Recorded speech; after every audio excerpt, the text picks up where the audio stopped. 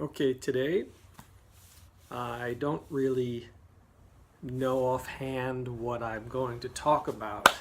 Let's see how that goes.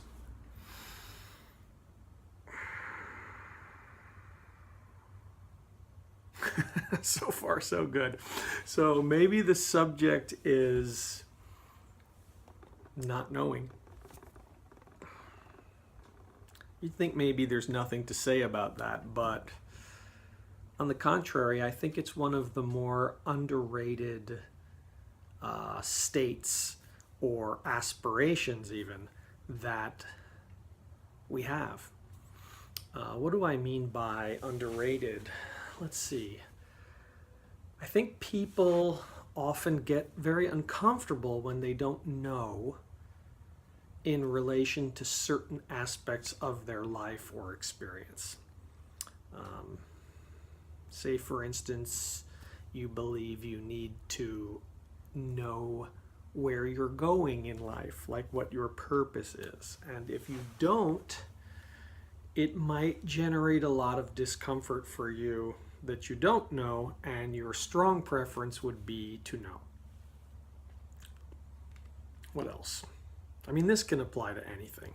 This can apply to what am I going to do about a relationship. This can apply to what am I going to do for vacation. This can apply to what should I eat for dinner. It really depends on you. And of course, the stakes are highest when you care the most about the question. So,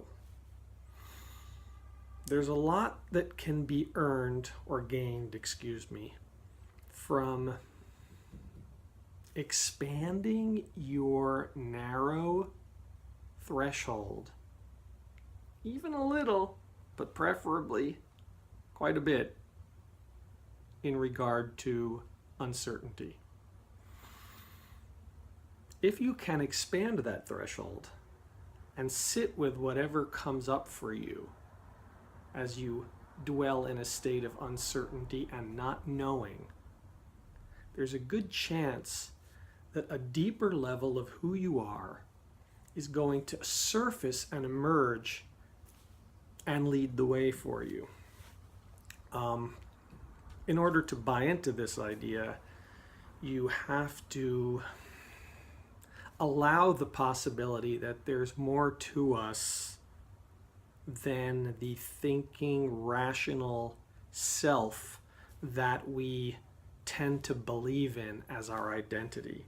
That maybe in addition to this, there's a spiritual source we come from, or a life force that is bigger than us, that is somehow,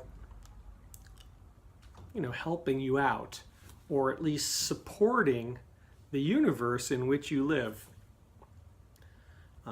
Wow, so when you don't know, look what happens. I didn't know what to say in this discussion, and now I'm talking about a beloved subject, the spiritual underpinnings of reality.